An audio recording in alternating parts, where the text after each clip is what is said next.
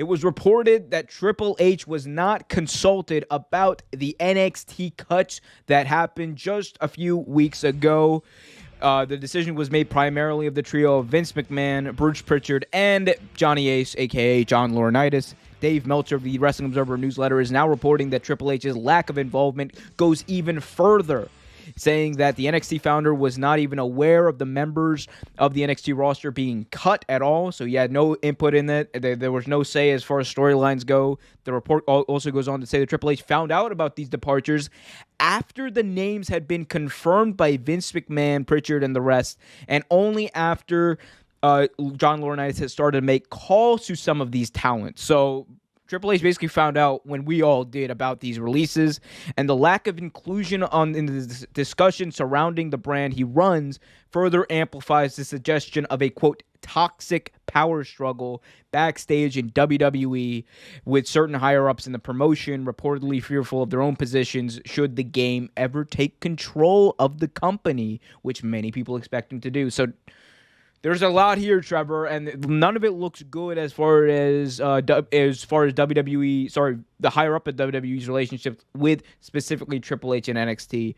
What does this show you about Triple H that he wasn't told about these cuts being made to his show?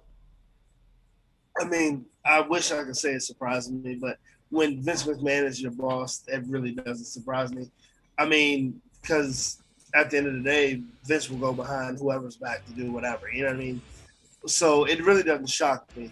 But it does. I mean, it does bring up some concern. Like, is Triple H's like tenure, is the owner and the starter of NXT, like is it over, or what exactly is going on? Because like, I mean, since he is the founder, like, it's one of those things you're like, why was he not consulted? Like, or is this another one of those ploys where he's covering his ass too?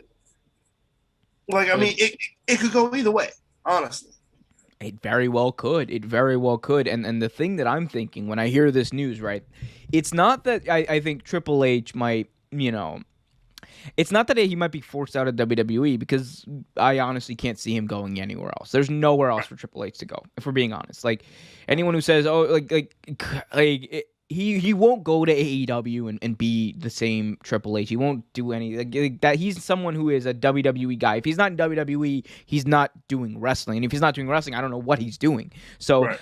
I don't know if it's that serious, but I would be concerned if I was Triple H, because for a very long time there was this trust between Vince and Triple H. There was this trust that Triple H could build the Performance Center. He built that thing. He built NXT to his vision, and it was successful. I don't care whether they lost the Wednesday Night Wars. They shouldn't have been in the Wednesday Night Wars to begin with. They should, if they were smart, they wouldn't have gone head-to-head in network television against AEW. That's not something they should have done. Splitting the audience and all that kind of stuff, it doesn't work. Especially when you're going up against a brand that is hot, that features new talent that people are excited to see on national TV.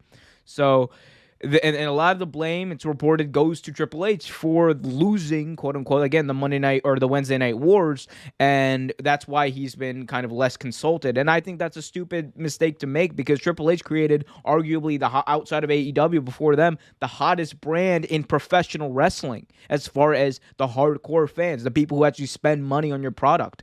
And if you're not going to have Triple H in that conversation, it's disrespectful to him, and it's disrespectful to anyone who has been watching NXT as well, because that shows you have no respect for what's going on storyline-wise or otherwise in NXT, and that the fans shouldn't care about that either.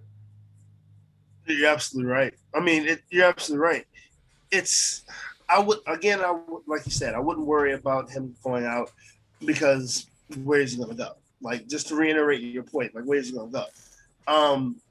Like him and Shawn Michaels built this brand from the bottom up.